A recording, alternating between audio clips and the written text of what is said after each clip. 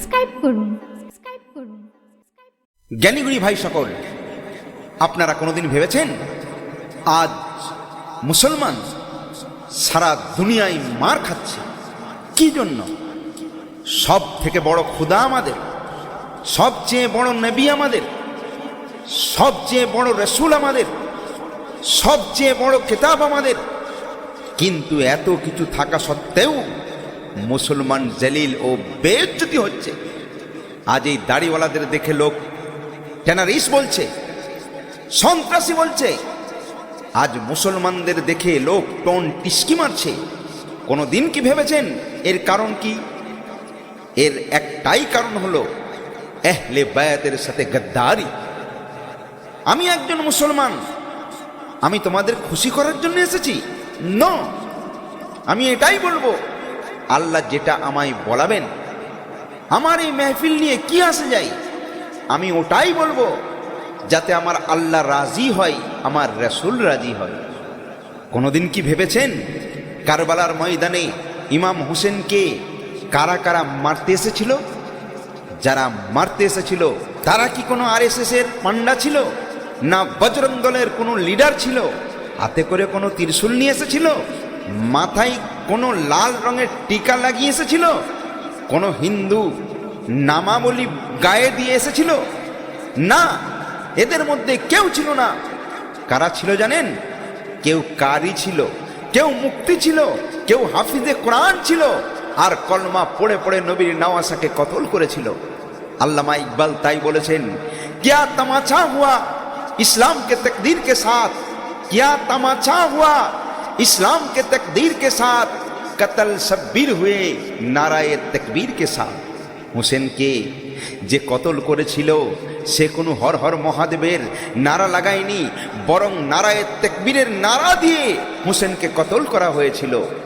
একজন হিন্দু শায়ের যার নাম হলো মানুষ লাকনাবি, উনি একটা শের বলেছিলেন যেটা হিন্দুস্তানের কোনো মৌলবীর বাপের কোনো ক্ষমতা ছিল না তাকে কাটার। তার শেহরির মুকড়া ছিল এটা, কে खुदा का शुक्र है हम हिंदुओं में, खुदा का शुक्र है हम हिंदुओं में कोई शब्बीर का कातिल नहीं है। সে বলে, দেখো আমি কাফির, আমি একজন বুতপরস্ত, সমস্ত খারাপই আমার মধ্যে আছে, তথাপিও আমি নবীর নওয়াসাকে কতল করি না।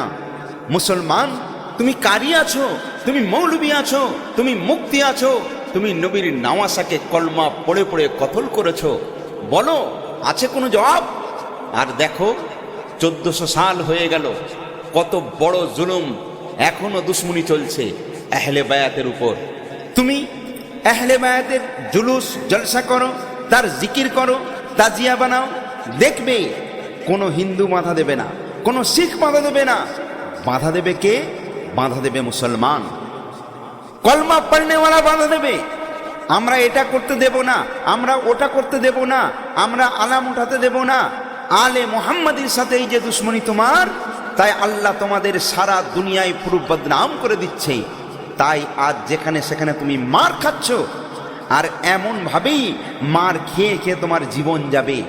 আজ তোমাকে কুত্তা বিল্লির মতো মারছে, যেখানে সেখানে তোমার ইনসাফ, তোমার বিচার করার মতো, প্রতিবাদ করার মতো কেউ আছে? বলো আমাকে। যখন মেরেছিল জানোয়ারের মতো মুসলমানকে, তখন কি সে জিজ্ঞেস করেছিল যে তুমি শিয়া আছো, তুমি বেরেলি আছো, তুমি ওহাবি আছো, তুমি দেওবন্দে আছো, তুমি সুন্নি আছো? আরে মারনেওয়ালা কখনো দেখে না, ও হাজি গাজী মৌলবী মুক্তি এসব দেখে না, ও খালি দেখে এ মুসলমান। তো তোমার দাম একটা জানোয়ারের থেকে কম হয়ে গেছে। বুকে হাত রেখে বিছানায় শুয়ে শুয়ে আমার কথাগুলো একবার ভেবে দেখবে। এর কারণ কি? এর কারণ হলো একমাত্র আহলে বায়াতের সাথে গদ্দারি। তোমার আহলে বায়াতের জিকির শুনে তোমার দিলে জ্বলন শুরু হয়ে যায়, ইমাম হোসেনের নাম নিলে তাকলিফ শুরু হয়ে যায়। কখনো কি ভেবেছো যে ইমাম হোসেন কে ছিল? আরে আমার নবী সোনার জবানে বলেছেন, আল হুসেইনু মিন্নি ওয়া মিনাল হুসাইন, হোসেন আমার মধ্যে আর আমি হুসাইনের মধ্যে। জান্নাত যেতে চাও? 70টি হুরকে শাদী করতে চাও? তুমি কি একটি বারও ভেবে দেখেছো কে জান্নাত তোমার বাপের নয়?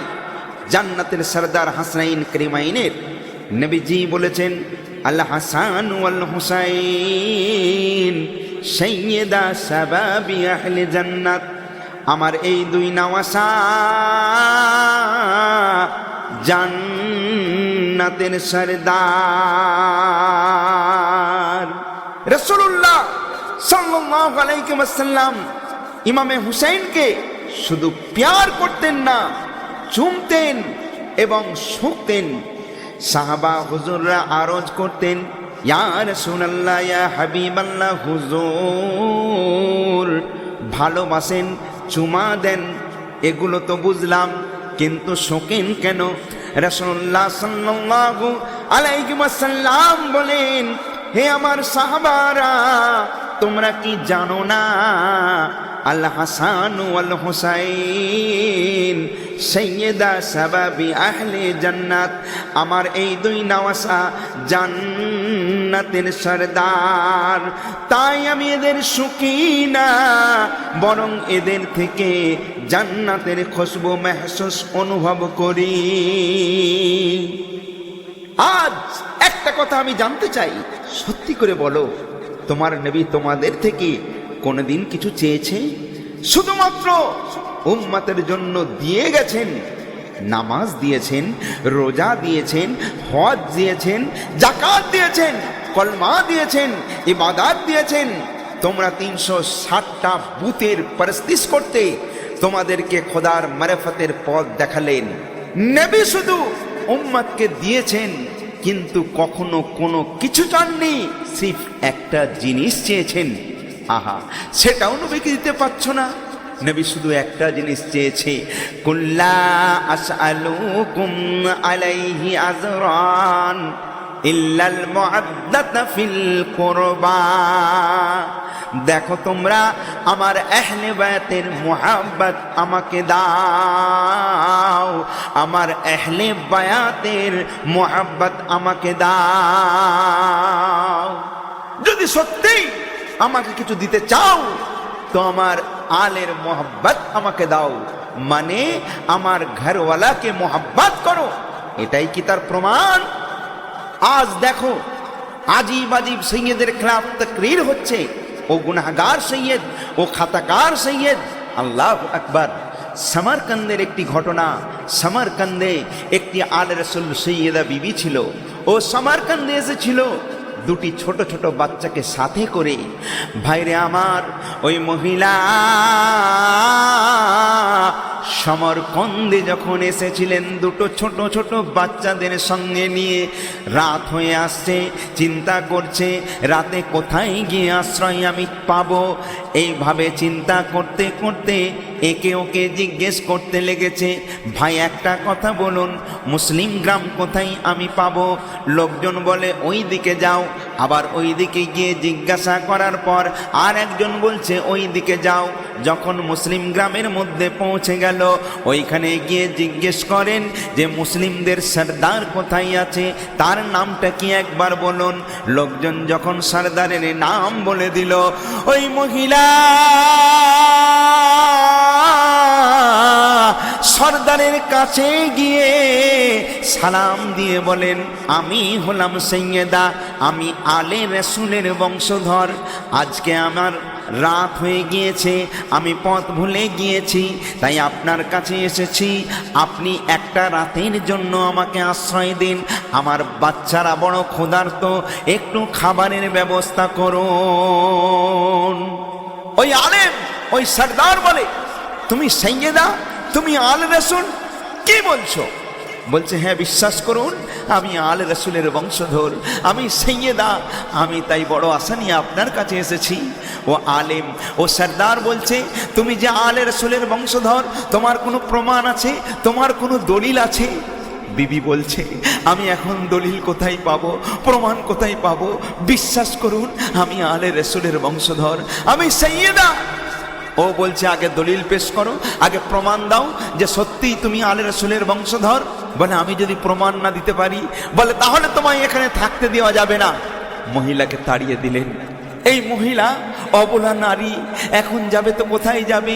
হাঁটতে হাঁটতে একজন পাদ্রী খ্রিস্টান তার কাছে গিয়ে পৌঁছে যায়, গিয়ে বলছে, শুনুন, আমি মুসলমান, আমি হলাম আলে রসুলের বংশধর, আমি একজন সৈয়দা, আমি পথ ভুলে গিয়েছি, আমি একটি রাতের জন্য আশ্রয় চাই, আমার বাচ্চা দুটো বড় ক্ষুধার্ত, এদেরকে একটু খাওয়াতে হবে, এদের একটু খাবার ব্যবস্থা করুন।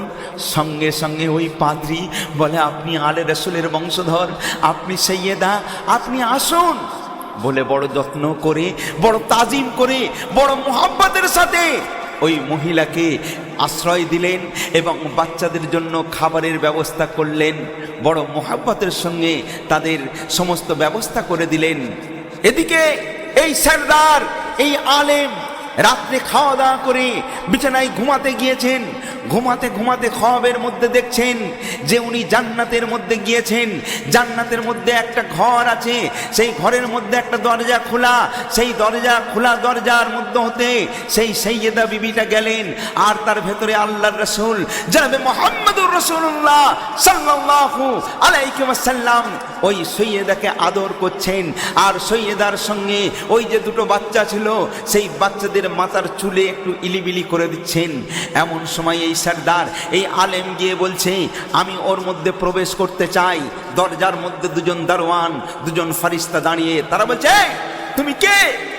বলছে, আমি রাসূলুল্লাহর সঙ্গে দিদার করব, আমি রাসূলুল্লাহর সামনে যেতে চাই, আমি রাসূলুল্লাহর সঙ্গে দুটো কথা বলতে চাই। সঙ্গে সঙ্গে ফেরেশতারা বলছে, তুমি কে? বলছে, আমি একজন আলেম। বলে, তুমি আলেম? কিসের আলেম? তার প্রমাণ আছে? তার কোনো দলিল আছে? সঙ্গে সঙ্গে ওই আলেমের, ওই সরদারের ঘুম ভেঙে যায়। ভাইরে আমার, এইবারে এই সরদার আর ঘুমাতে পারছেন না, রাতের ঘুম হারাম হয়ে গিয়েছে। রাতের অন্ধকার, কি করবে, কোথায় যাবে, অনেক কষ্টে রাতটা কাটালো। সকাল হয়ে যাবার পর তাড়াতাড়ি করে ফজরের নামাজ পড়ে বার হয়ে পড়েছেন। এদিক ওদিক ঘুরতে ঘুরতে সেই পাদ্রীর দরবারে উপস্থিত হয়ে যায়। সেই পাদ্রীকে বলে, কে বাড়িতে আছেন? একটু বাইরে আসুন। আওয়াজ পেয়ে পাদ্রী বাইরে চলে এলেন। এইবারে এই সরদার আলেম বলছে, আপনি কি জানেন একজন সৈয়দা বিবি তার দুটো মাসুম মাসুম বাচ্চাদের নিয়ে সে কি আপনার এখানে এসেছে? আপনি কি তাকে আশ্রয় দিয়েছেন? আপনি কি জানেন? পাদ্রী বলছে, হ্যাঁ, তাকে আমি জানি, তাকে আমি আশ্রয় দিয়েছি, সে এখন এই মুহূর্তে আমার ঘরেই রয়েছে। এই আলেম, এই সরদার বলে, ওদেরকে আমার হাতে তুলে দিন। পাদ্রী বলে, কেন, কি জন্য তোমায় দেব? বলল, ভাই, সেটা আমি বলে বোঝাতে পারবো না, আমি শুধু ওদেরকে চাই, ওদেরকে একবার আমার হাতে তুলে দিন। পাদ্রী বলে, কোনোভাবে আমি দিতে পারবো না। এই আলেম